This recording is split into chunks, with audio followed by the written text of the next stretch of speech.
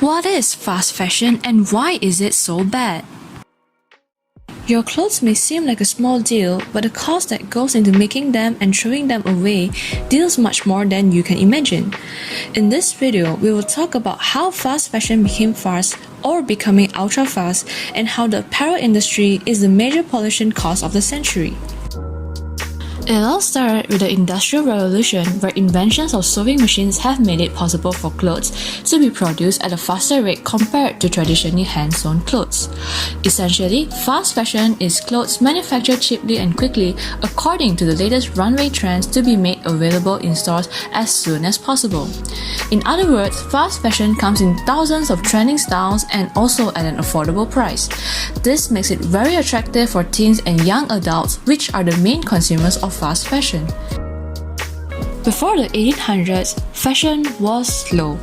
Most of the clothes were tailor-made and materials were scarce. The clothes produced were of good quality, meant to last for many years. During the 1800s is when the Industrial Revolution took place with the invention of sewing machines and the textile industry boomed. Clothes became easier and faster to be made and at the same time produced at a lower cost. During the 1960s to 70s, there were new trends in clothing and clothes have become a form of self-expression. More and more different clothing fashion emerged instead of the usual traditional clothing. And in the 1990s to 2000s, giant fashion retailers started the fast fashion trend and have taken over the global market ever since. How fast is fast fashion? Well, the brand's designers copy the latest style from the runway, the manufacturers, either domestics or overseas, get the order to produce it, and then it is pumped right into the stores and into your wardrobe. All of this could be done within a week. So, with social media and online shopping in the game, promotion by influencers and regular discounts from your stores, it's not too long till the clothes arrive at your doorstep. Before fast fashion, most brands released 2 collections of clothing a year. Now, brands release more than a few collections in a year. A typical fast fashion brand guarantees new arrivals almost 2 to 6 weeks. Take Zara for example. Their design to retail style is about 5 weeks and introduces more than 20 different collections a year. The current business model of the fashion industry is producing far too many clothes than we need, thus nurturing the throwaway culture. The average number of times a garment is worn before disposal has decreased by 36%. In China, this value is currently about 70%. In the linear trend of production to disposal of textile, their value is lost once they end up in the landfill or be incinerated.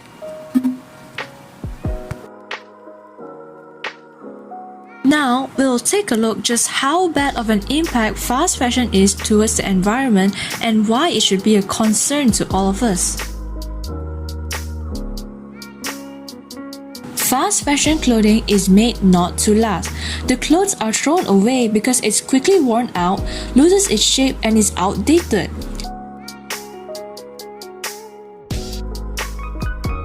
South African countries have become the dumping ground for your unfashionable clothes. Although South Africa government allows the import of second-hand clothing only for charitable issues and not for resale. In reality, people are doing huge business with the clothes donated by wealthier developed countries by selling it to low-income families. Poor quality fast fashion clothes are often too worn out to be resold. 40% of them are rejected, ending up in landfills. Most of the legal landfills are already at their maximum capacity, and the clothes just pile up at random sites, mountains after mountains. In landfills, the organic textile decompose, releasing more methane gas and CO2 that can pollute the air, which we will talk more about later. Polyester makes up 52% of the global fiber production, 2% more than other 6 fibrous types combined. You must be wondering, what in the world do my clothes have to do with plastic pollution? Well, the fact is, It does. Most of the cheap clothing sold are usually made out of synthetic fiber such as acrylic and polyester. In simple terms, these are actually tiny pieces of plastic measuring no larger than 5 mm that come off your clothing, especially when they're in the laundry and end up washed off in the ocean. Because these plastics are so tiny, they are often swallowed by marine animals and could end up traveling up the food chain. Still think your clothes have nothing to do with plastic pollution? And now you might think, since plastics are bad for the environment, why don't we turn to natural fibers like cotton and pulp? They are biodegradable and non-toxic. To answer that, let us look all the way back to the production phase. Making fabrics from either synthetic or natural sources uses a lot of water. The production phase generally takes up the largest part of water consumption in fast fashion. Just in the dyeing process alone, up to 200 tons of fresh water is used to dye just 1 ton of fabric. Can you imagine that? And that is just one part out of the multiple processes. And before this, you also need water for cotton irrigation. This then leads to water scarcity. Fast fashion contributes to 20% of global industrial activity induced water pollution as stated by the ENF in 2017. Most of the manufacturing take place at locations with poor effluent treatment system and loose environmental regulations. Over 15,000 chemicals are used in the textile industry, which include dyes, pigment, and auxiliary chemicals to make clothes colorful or waterproof. Waters that are used to wash these chemicals off probably contain traces of acid and alkaline that tamper with water pH, bleaching agents that create organic pollutants, thus increasing the biological and chemical oxygen demand. It can also cause salt groundwater salinization that deteriorate land fertility. The heavy metals from dye is toxic to the body and has the potential to affect the nervous and immune system.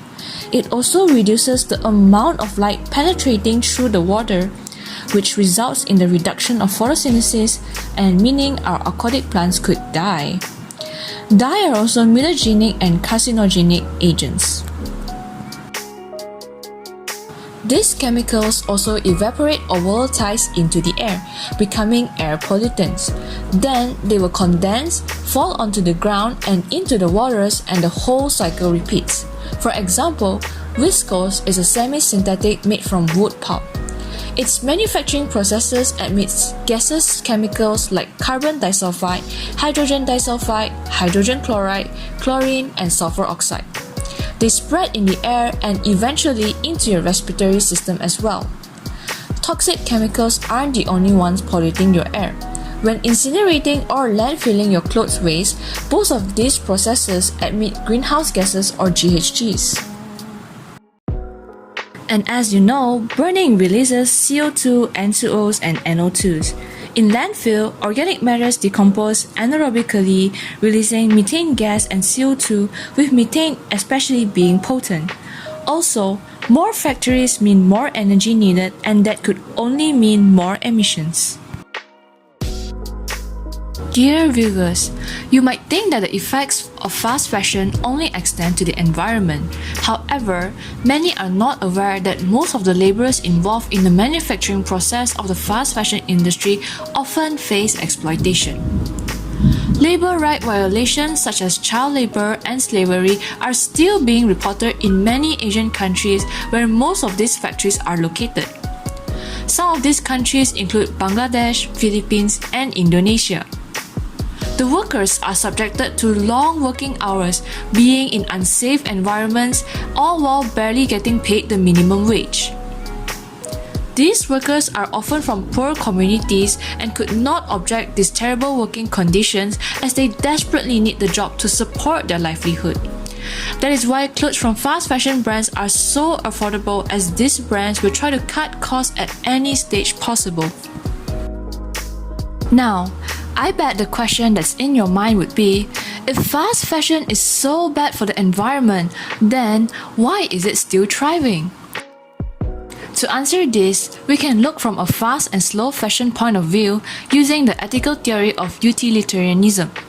In essence, the concept of utilitarianism is the greatest good for the greatest number. This means that the action that brings happiness to the most number of people is considered the right thing to do. Fast fashion is able to provide trendy clothes at a low cost to many of its consumers to indulge in, whereas slow fashion seeks to be more inclusive, where they also consider the workers, marginalized community, as well as the environment. Again, the people that slow fashion is fighting for are often the minority, whose voices are seldom heard, whereas fast fashion brands are often promoted by famous influencers and celebrities alike. And there, now you have your answer. Many people find pleasure in fashion to look their best and to impress others. By utilitarianism, there's nothing wrong with pursuing happiness because the greatest good for the greatest number. For the companies, this usually means that the greatest good is the greatest profit. Hence, in fast fashion companies, they justify their practices by saying, we offer the most items to the greatest number of people. Most of the time by offering them at extremely low prices. This is what drives the industry to flourish. But looking from the slow fashion's take on utilitarianism, they make sure that their greatest number includes the interests of both fashion labels, consumers, as well as garment workers and farmers.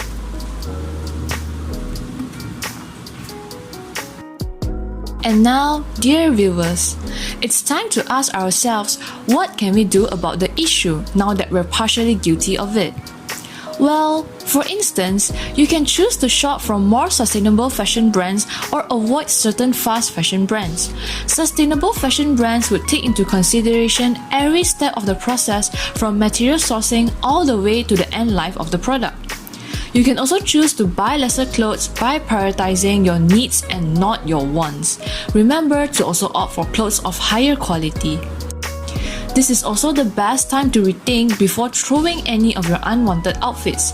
There are so many ways you can try to salvage your old or unwanted clothes. For example, you can donate these clothes if they are still in good condition. Give your clothes a second life with another new owner. Secondly, you can take your clothes to a thrift shop and earn a couple of bucks from it. Thirdly, you can always organize a clothing swap event in your school, organization, or your local community. It is also a great way to get to know new people as well. Besides, you can always send your clothes for recycling or repurpose your clothes into something totally different. From stuffed animals to cleaning cloth, the possibilities are endless. Here's a snippet of the interview session that we have conducted with Dr. Zul Ilham, an associate professor majoring in energy and environment from University Malaya. And the social media, I could say that is among the major factor that contributes to this fast fashion, because with social media, everything is dynamic, meaning it is changing frequently, meaning you can watch some influencer or some artist, or showing new trends or new kind of fashion in a very fast way. Three things that we can say here. First is the challenge to have an environmentally friendly and adequate supply of material, because in order to follow this fast fashion, you need there are a lot of there are types of materials that you have to use, right? So the first challenge is to have materials that could be produced fast as well as environmentally friendly, not using a lot of water, energy, that kind of stuff, right? The second one is the energy consumption, of course. In order to produce fast fashion or to follow fast fashion, then you need to energy is paramount in order to produce. So what type of energy is being used? Is it still based on fossil base, or you have resort to renewables, or So that is another challenges. And the third challenge is, the way I see it, is that what we will do with the things that we don't use anymore.